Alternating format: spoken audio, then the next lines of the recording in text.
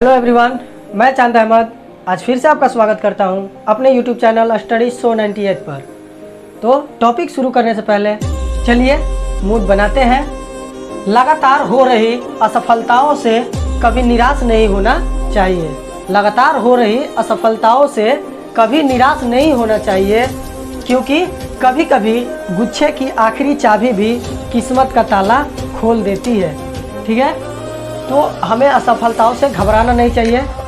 बार बार असफलताओं से हमें हार नहीं मानना चाहिए, बल्कि उन असफलताओं से हमें कुछ सीख लेनी चाहिए और उसी सीख से अगली कोशिश करनी चाहिए। तो चलिए शुरू करते हैं आज का अपना टॉपिक। आज हम पढ़ेंगे प्रश्नावली 3.2 का क्वेश्चन नंबर 5, 6, 7। इससे पहले क्वेश्चन हमने पार्ट 1, पार्ट 2 और पार्ट 3 में बना रखा है। आप उसे देखना चाहे तो देख सकते हैं। हमारी सारी वीडियो लगातार आपको मिलेंगी, एकदम बेसिक तरीके से अच्छे से एकदम समझाया हुआ। तो चलिए शुरू करते हैं आज का अपना क्वेश्चन। एक आयताकार बाग जिसकी लंबाई चौड़ाई से 4 मीटर अधिक है। लंबाई क्या है? चौड़ाई से 4 मीटर अधिक है। का अर्ध परिमाप 36 मीटर है। बाग का विमाएँ ज्ञात कीजिए। बाग की विमाएँ ज्ञात करना है। तो यहाँ लिख लेंगे माना कि विमाएँ मतलब उसकी लंबाई और चौड़ाई। एक आयत है, या हम फिगर भी बना लेते हैं। एक आयत है, बोल रहा है कि उसकी लंबाई जो है चौड़ाई से 4 मीटर अधिक है। तो हम चौड़ाई अगर x मानते हैं तो लंबाई क्या हो जाएगा? x + 4। 4 ज़्यादा है। जैसे अगर ये 5 होता तो हम बोलेंगे 5 से 4 ज़्यादा, तो हम क्या करेंगे? 5 में 4 जोड़ेंगे, फिर आएगा 9। उसी तरह से ये x है तो x में 4 जोड़ेंगे, 4 ज़्यादा। ठीक है, तो यहाँ वही लिखेंगे। विमाएँ में हम लिख सकते हैं माना कि आयत की चौड़ाई, आयत की चौड़ाई x मीटर तथा लंबाई जो हम लंबाई मान लेते हैं वो x + 4 मीटर। ठीक, इसके बाद हमारा क्या दिया है? यहाँ लिख सकते हैं दिया है आयत का अर्ध परिमाप। अर्ध परिमाप का मतलब होता है कि आधा परिमाप। पूरा नहीं दिया हुआ है, ये आधा दिया। परिमाप किसे बोलते हैं? किसी भी आयताकार हो, वर्गाकार हो, वृत्ताकार हो, उसके एक चक्कर जब हम मारेंगे, जब एक चक्कर उसका लगाएंगे तो वही उसकी परिमाप होती है। जैसे हमने यहाँ से चलना शुरू किया इस पॉइंट से, मान लीजिए A, B, C और D दे देते हैं। हमने A पॉइंट से चलना शुरू किया और चलते चलते ये चारों छोर घूमते घूमते फिर से A पर आ गए, तो हमने इस आयत का एक परिमाप पूरा कर लिया।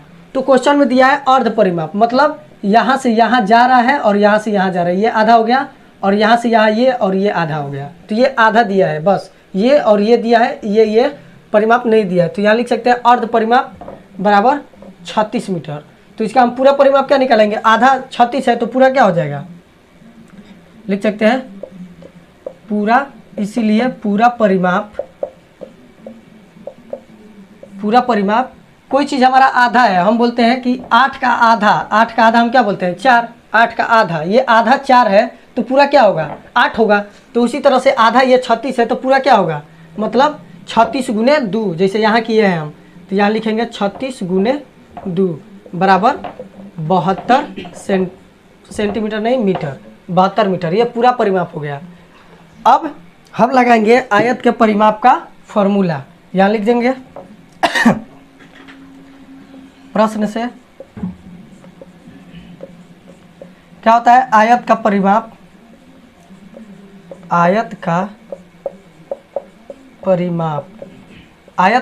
जो हमारा दिया है वो 72 मीटर दिया है। आयत का परिमाप हमारा फॉर्मूला होता है, यहीं पे लिख दे रहे हैं।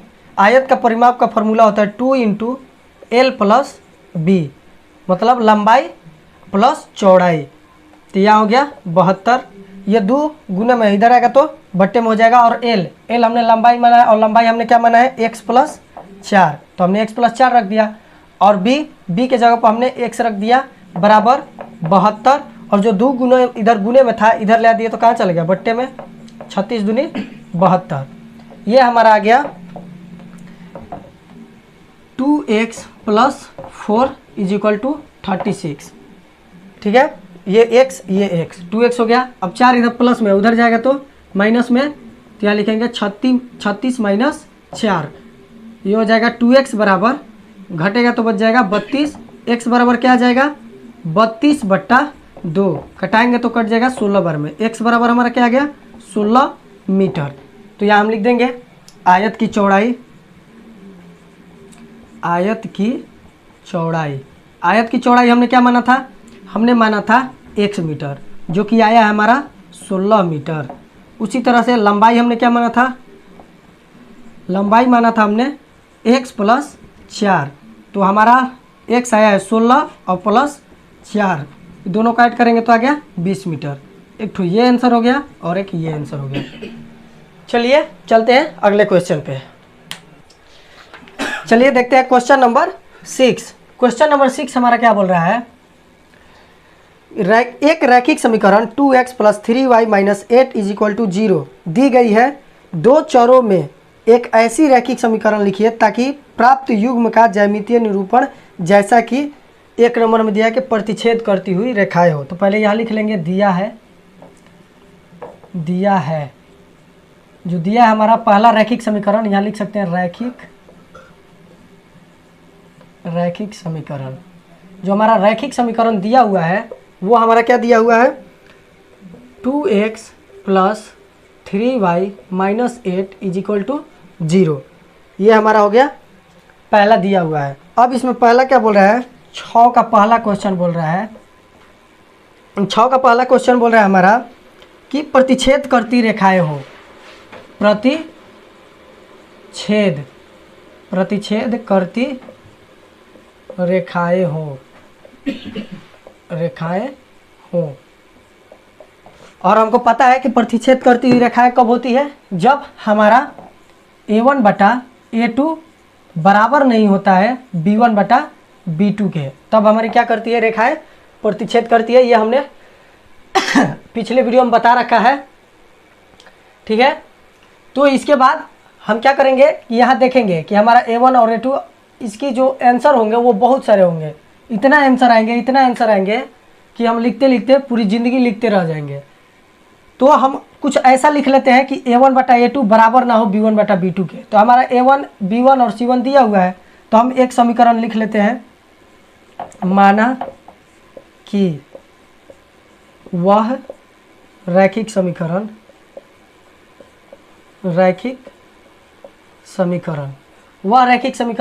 हमारा ऐसा लेना है कि a1/a2 बराबर ना हो b1/b2 के। तो यहाँ कुछ भी लिख देंगे, इसको ऐसे भी कर सकते हैं अल्टरनेट, इसको इधर कर देते हैं और इसको इधर कर देते हैं। जैसे यहाँ लिख देंगे क्या, 3x + 2y - 8 = 0, ये हमारा अलग रैखिक समीकरण हो गया।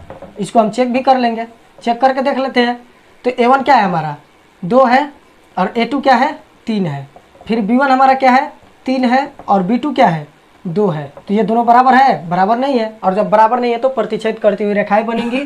और हमसे बोला था कि एक समीकरण आप लिखिए, तो हमने ये समीकरण लिख दिया, ये हो गया हमारा आंसर, ठीक है। इसी तरह से दूसरे में बोला है क्वेश्चन नंबर 2 में क्या बोला है कि समानांतर रेखाएं हो। और समांतर रेखाएं कब होती है, जब a1 पहले लिख लेते हैं इसको, समांतर रेखाएं हो। तो समांतर रेखाएं हमारी कब होती है, जब a1/a2 बराबर होता है b1/b2 के और बराबर नहीं होता है c1/c2 के। तब क्या होता है, हमारा रेखाएं जो होती है वो समानांतर होती है। तो हम कुछ ऐसा लिखेंगे कि ये दोनों बराबर आ जाए और ये बराबर ना आए। तो हम कुछ इस तरह से लिख देते हैं इसको, इसमें सब में किसी एक, इन दोनों में किसी एक संख्या से हम गुना कर लेते हैं, इसको छोड़ देते हैं क्योंकि ये हमको बराबर नहीं चाहिए, उसको छोड़ देते हैं, इसमें गुना कर लेते हैं। तो हमारा रैखिक समीकरण क्या हो जाएगा, रैखिक समीकरण, जो हम रैखिक समीकरण निकालने वाले हैं इसमें हम मान लेते हैं कि 4 से गुना कर दे रहे हैं। तो ये क्या हो जाएगा, 2 से गुना कर दे रहे हैं, 2 से करेंगे तो 2x + 6y और माइनस क्या, यहाँ क्या लिख देंगे, इसको हम लिख लेते हैं 8 ही लिख लेते हैं, कोई दिक्कत नहीं। अब इसको भी हम जब चेक करेंगे तो यही हमारा क्या हो गया, ये दूसरा का आंसर हो गया, ठीक है। अब इसी को जब हम चेक करेंगे तो यहाँ चेक कर सकते हैं, हमारा A1 क्या है, A1 2 है, A2 क्या है, A2 4 है, B1 क्या है, B1 3 है और B2 क्या है 6 है। फिर C1 क्या है -8 है और C2 क्या है वो भी -8 है। ठीक है, ये कटाएंगे, 2 एकम 2, 2 दूनी 4, 3 एकम 3, 3 दूनी 6 और माइनस से माइनस, 8 से 8 एक बार में क्या आ गया, 1/2 बराबर 1/2 बराबर 1। तो ये दोनों बराबर है लेकिन ये बराबर नहीं है, तो ये हमारा क्या हो रहा है, संतुष्ट कर रहा है। तो ऐसे हम अपनी मर्जी से कितना भी कोई सा भी लिख सकते हैं, ज़रूरी नहीं कि मेरा आपका आपके सर का या किसी बच्चे का मैच करे, ये ज़रूरी नहीं है। तो चलिए चलते हैं इसके तीसरे क्वेश्चन पे। तीसरे क्वेश्चन में हमारा बोला है कि संपाती रेखाएं हो, और संपाती रेखाएं कब होती है, जब हमारा A1/A2 बराबर होता है B1/B2 के और बराबर होता है C1/C2 के। जब ये तीनों बराबर होते हैं तब हमारा क्या होता है, संपाती रेखाएं होती है। तो अब तीनों को बराबर करना है तो कोई भी संख्या एक ठो उठाएंगे और इन तीनों में गुना कर देंगे। पहले वाले में एक्सचेंज कर देंगे, दूसरे वाले में सिर्फ 2 में किसी संख्या से गुना करेंगे और इसमें संपाती में कोई भी संख्या उठा के इन तीनों में गुना कर देंगे। तो गुना कर लेते हैं, मान लेते हैं हम 4 से गुना कर लेते हैं, तो लिख लेंगे रैखिक समीकरण। हमारा जो रैखिक समीकरण हम मान रहे हैं, निकाल रहे हैं, वो हमारा क्या हो जाएगा, 4 से गुना करके लिखते थे 8x प्लस 12y माइनस 32 = 0। ये हमारा हो जाएगा आंसर। इसको भी हम चेक करना है तो चेक कर सकते हैं। A1 का मान क्या है 2, A2 का मान 8, B1 का मान 3, B2 का मान 12, C1 का मान -8 और C2 का मान -32।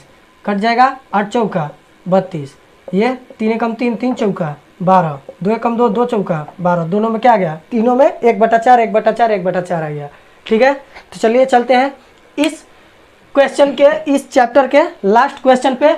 लेकिन उससे पहले अगर आपको हमारी वीडियो पसंद आई तो प्लीज़ हमारे चैनल स्टडी शो 98 को सब्सक्राइब कीजिए, लाइक कीजिए, शेयर कीजिए, ताकि हम ऐसे ही इंटरेस्टिंग और आसानी से आपको मैथ सिखाते रहें और आप सीखते रहें। चलिए चलते हैं अगले क्वेश्चन पे।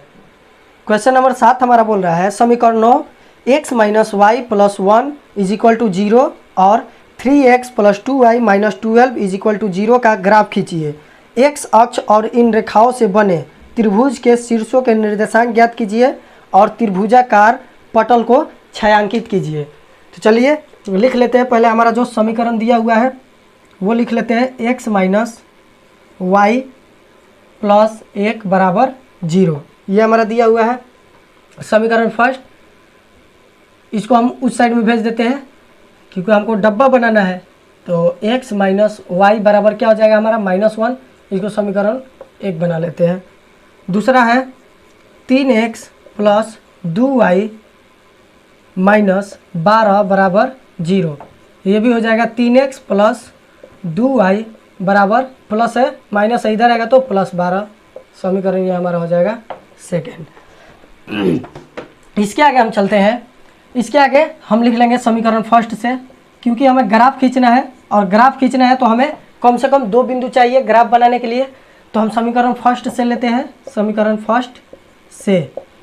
फर्स्ट से जब x = 0 लेंगे, x = 0 लेने पर, x = 0 लेने पर, और जब x = 0 लेंगे तो ये x के मान यहाँ पे हम 0 रख देंगे, x हटा के यहाँ क्या रख देंगे 0, और 0 का कोई वैल्यू नहीं है तो -y = -1 और माइनस से माइनस कट जाएगा तो क्या बच जाएगा, y बराबर आ जाएगा 1। फिर ले लेंगे, फिर से हम ले लेंगे, हमने पहले से मान ले के रखा है, फिर हमने ले लेंगे x = 1। x = 1 लेने पर, जब x = 1 लेंगे तो यहाँ जब 1 लेंगे इसको मिटा के हम लिख लेते हैं 1, इधर प्लस में है, इधर जाएगा तो माइनस में, तो -1 हो जाएगा, और -1 क्या हो जाएगा -2, और माइनस से माइनस कट जाएगा तो माइनस माइनस कट जाएगा तो क्या बचेगा, y = 2 आ जाएगा।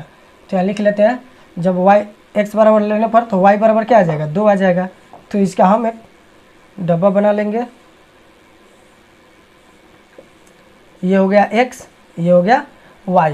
जब हमने x 0 लिया तो y हमारा 1 आया, और जब हमने x 1 लिया तो y 2 आया।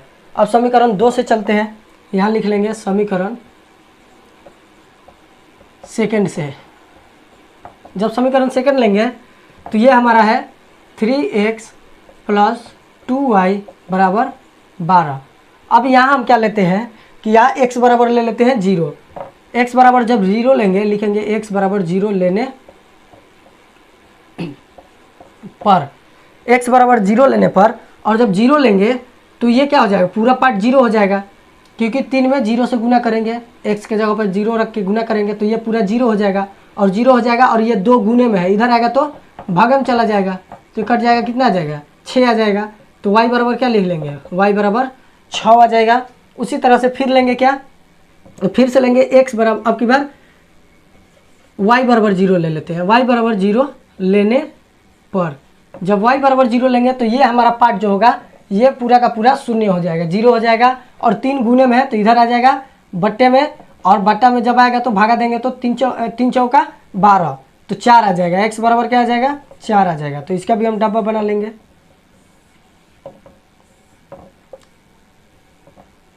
x y, जब हमने x 0 लिया तो y 6 आया, और जब हमने y 0 लिया तो x 4 आया। ठीक है, चलिए चलते हैं ग्राफ की ओर। तो हमारा ग्राफ कुछ इस टाइप का होगा, और हमारा जो तालिका आया था समीकरण फर्स्ट से ये आया था, हमने लिख लिया है, और समीकरण सेकंड से ये आया था, ये भी हमने लिख लिया है। हमारा जो अधिकतम मान था वो भी हमने लिख लिया है।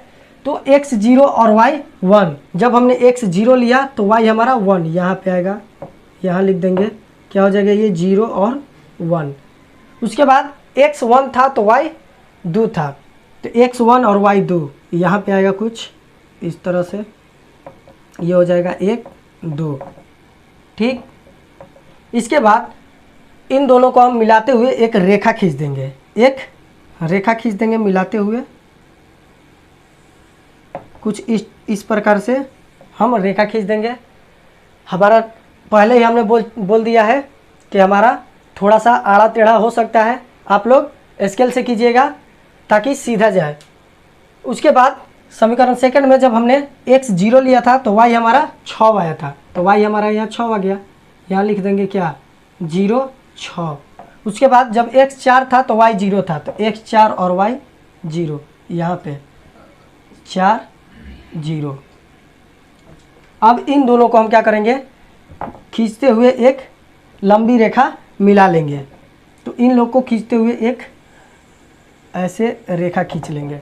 ठीक है, ये हमारा हो गया। एक हमारा जो बना यहाँ निर्देशांक बना एक। ठीक है, तो हमारा बोला क्या कि त्रिभुज की जो त्रिभुज बन रहा है उसको छायांकित कीजिए। तो हमारा यही त्रिभुज बन रहा है, इसको हम छायांकित कर देंगे। ये हमारा त्रिभुज बन रहा है, इसको हमने क्या किया, छायांकित कर दिया। और बोल रहा है कि उसके तीनों शीर्षों को भी बताइए। तो एक तो शीर्ष हमारा यहाँ पे बन रहा है त्रिभुज का, यहाँ से लेके ये गया और ये यहाँ आया और फिर ये यहाँ आया। तो 3 शीर्ष कहाँ का है, एक यहाँ और एक यहाँ। तो इन शीर्षों का नाम लिख लेंगे त्रिभुज के शीर्ष। त्रिभुज के शीर्ष, त्रिभुज के जो शीर्ष है वो हमारे कौन कौन है। तो अगर आप ग्राफ के कॉपी पे बनाइएगा अच्छे से नाप के, तो वो आएगा -1 और 0, उसके बाद आएगा 4 0, और उसके बाद एक जो ये कटान बिंदु हमारा यहाँ कटा है वो 2 3 पे कटेगा, 2 3, ये हमारे शीर्ष हो जाएंगे। लेकिन इसमें अगर हम देखेंगे तो ये हमारा 3 हो गया और ये भी 3 हो गया। लेकिन ये हमारा थोड़ा सा गलत है। क्यों गलत है, क्योंकि हमने स्केल का सहारा नहीं लिया है, हमने बस आपको समझाने के लिए ऐसे ही बनाया है। तो आज के लिए बस इतना ही। हमारा प्रश्नावली 3.2 खत्म हुआ। मिलते हैं अगले वीडियो में अगले चैप्टर के साथ, तब तक के लिए जय हिंद।